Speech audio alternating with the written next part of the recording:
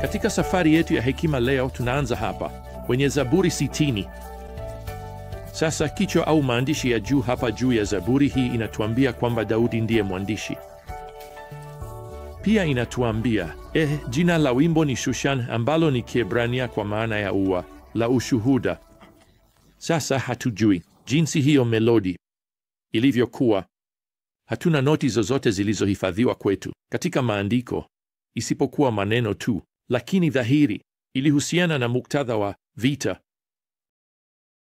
Huu ulikuwa wimbo wa wakati wa vita, kwa hivyo pengine ulisikika kidogo kama bendi ya gwaride kuliko sauti ya filimbi. Pia tunapewa hapa maelezo marefu kidogo. Wakati yeye, yani Daudi, alipigana na Aram Naharaimu na Aram Zoba, na wakati Yoabu aliporudi akawapiga watu 12,000 wa Edomu katika bonde la chumvi. Hiyo ni utangulizi mrefu kidogo. Matukio haya yote yameandikwa katika kitabu cha 2 Samueli. Wakati jeshi la Daudi lilikuwa mbali na Yerusalemu na likipambana na hawa wafalme wa adui waliotajwa hapa, adui wa Israeli wa Edomu, walishambulia Yerusalemu na dhahiri walipata ushindi wa awali. Kwa hivyo Daudi mara moja alimtuma kamanda wa jeshi lake Yoabu kujibu, na kisha Daudi anakaa chini na anaandika Zaburi hii. Hapa katika mstari wa kwanza Daudi anaandika, Mungu, umetukataa, umevunja ulinzi wetu, umekuwa na hasira, turejeshe.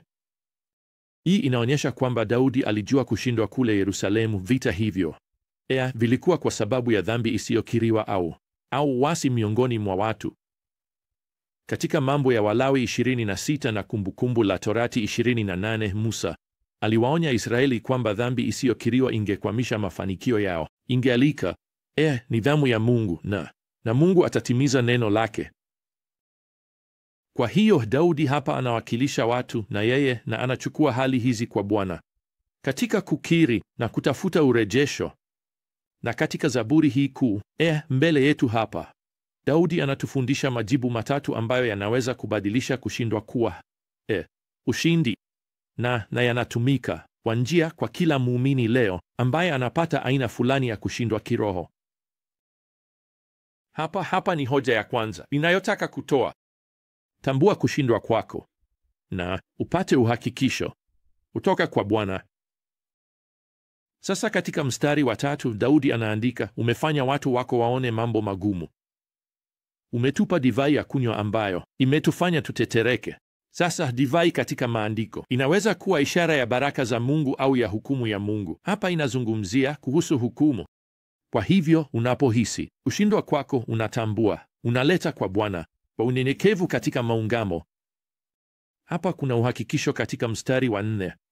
Umeweka bendera kwa wale wanaokuogopa ili waweze kukimbilia kwake kutoka kwa upinde.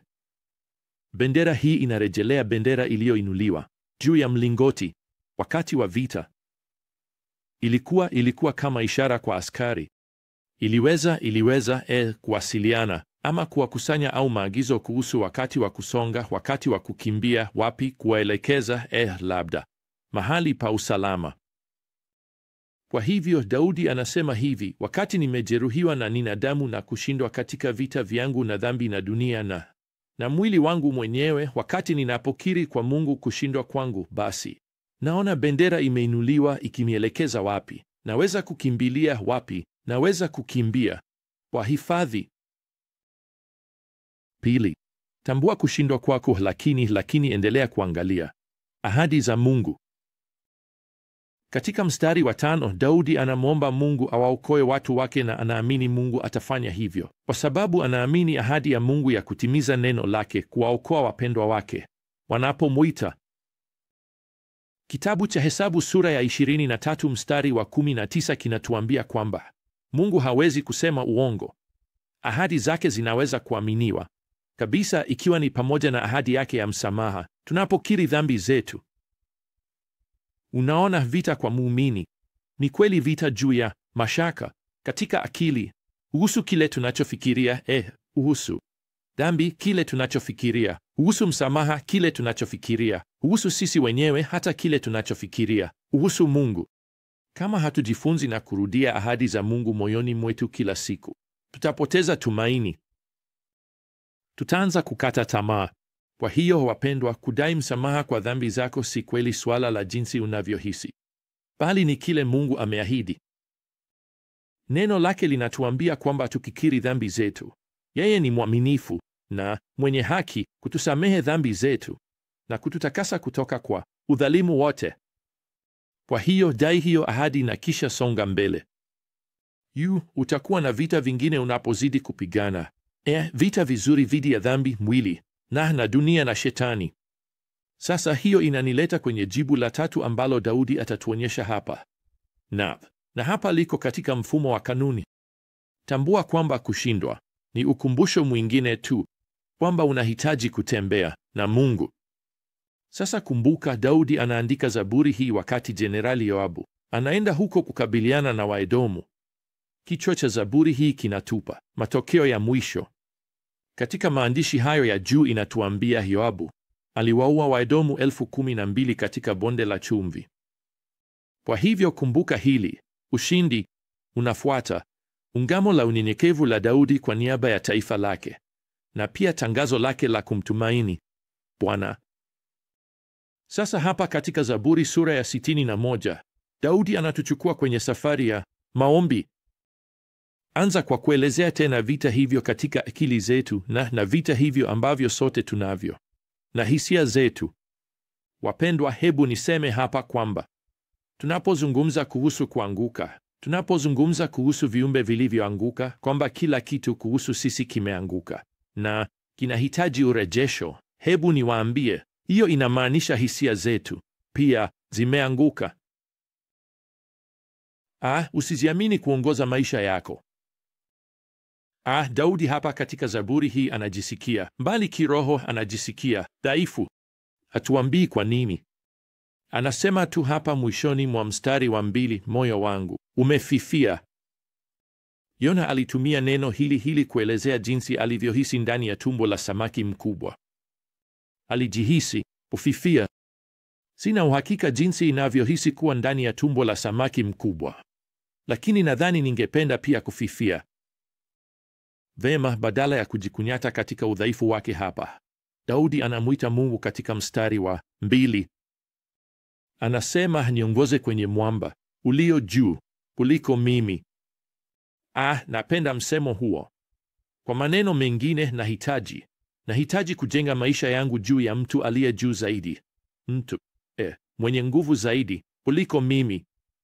Sijui kuhusu wewe mpendwa, lakini mimi nahisi kama vile udongo wa kuchezea ambao watoto wangu walikuwa wakicheza nao, ule Play-Doh.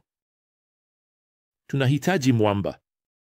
Tunahitaji maisha yetu yaunganishwe na nguvu ya granite ya mwamba wetu, Mungu wetu aliye hai. Safari hii ya maombi si ya Daudi pekee. Wewe unaweza kuchukua safari hii wakati wowote unahitaji, mara nyingi unavyohitaji, unapowasilisha hisia zako zisizo thabiti, dhaifu, kwa mwamba usioweza kusogezwa, unapoishi kwa kutegemea Bwana. Na hiyo pia inamaanisha kwamba tumaini lako halitakuwa katika kitu kingine chochote au mtu mwingine yeyote. Mungu si mojawapo ya chaguo zako maishani. Mungu ndiye chaguo lako pekee. Daudi anaweka wazi hilo sasa katika Zaburi 62 kwa neno dogo la Kiebrania lenye herufi 2 ambalo litaonekana mara kadhaa na limetafsiriwa hapa kama pekee au utu. Anaandika katika mstari wa 1, kwa Mungu peke yake nafsi yangu inangoja kimya, kutoka kwake inatoka wokovu wangu. Yeye peke yake ndiye mwamba wangu na wokovu wangu, ngome yangu. Daudi anarudia hilo chini katika mstari wa 5 na 6, kwa Mungu peke yake, nafsi yangu ngoja kimya, kwa maana tumaini langu linatoka kwake. Yeye peke yake ndiye mwamba wangu na wokovu wangu, ngome yangu. Unajua, nimekutana na watu wengi kwa miaka mingi ambao wanasema wanamtegemea Bwana, lakini kwa kweli wanategemea pia akaunti yao ya benki au ripoti zao za matibabu au mahusiano yao hapa duniani. Nimewahi kusikia watu wakiniambia kwamba wanaamini katika Yesu, Lakini kwa kweli Yesu ni moja tu ya vitu vingi walivyoweka kwenye mkoba wa maisha yao. Kwa kusema hivyo, wanajaribu tu kufunika maeneo yote ya kiroho. Kwa hiyo Yesu ni, unajua, moja tu ya chaguo nyingi kwao, na wanataka kuhakikisha wamefunika maeneo yote wanayohitaji kufunika. Sawa, Daudi anaelewa kwamba Mungu ndiye chaguo lake pekee, sivyo? Si Mungu pamoja na njia nyingine, si Mungu pamoja na chanzo kingine cha nguvu. Ni Mungu na Mungu pekee. Vipi kuhusu wewe? Linapokuja suala la wokovu, unamwamini Kristo pamoja na matendo yako mema, pamoja na ubatizo, pamoja na, unajua, wanachama wa kanisa, matendo mema, chochote. Linapokuja suala la kuishi maisha yako kama Mkristo, je, una jicho moja kwenye maoni ya dunia na jicho moja kwenye neno la Mungu? Linapokuja suala la kuchukua hatua ya imani, je, unatazama mazingira yanayokuzunguka au unatazama Roho ya Mungu ikiwasilisha ukweli wake kupitia neno lake pekee? Niruhusu nikutie moyo mpendwa. Mfanye Mungu kuwa chaguo lako pekee leo, tumaini lako pekee leo, chanzo chako pekee cha nguvu leo. Na unapofanya hivyo leo, utapata chini ya moyo wako na maisha msingi huo imara, jiwe la Mungu, na unaweza kusema na Daudi, niongoze kwenye mwamba ulio juu kuliko mimi, kwa maana wewe, Mungu, ni kimbilio langu, mnara wangu imara. Basi hadi wakati mwingine mpendwa, neema ya Bwana Yesu Kristo na upendo wa Mungu na ushirika wa Roho Mtakatifu uwe nanyi nyote. Amina.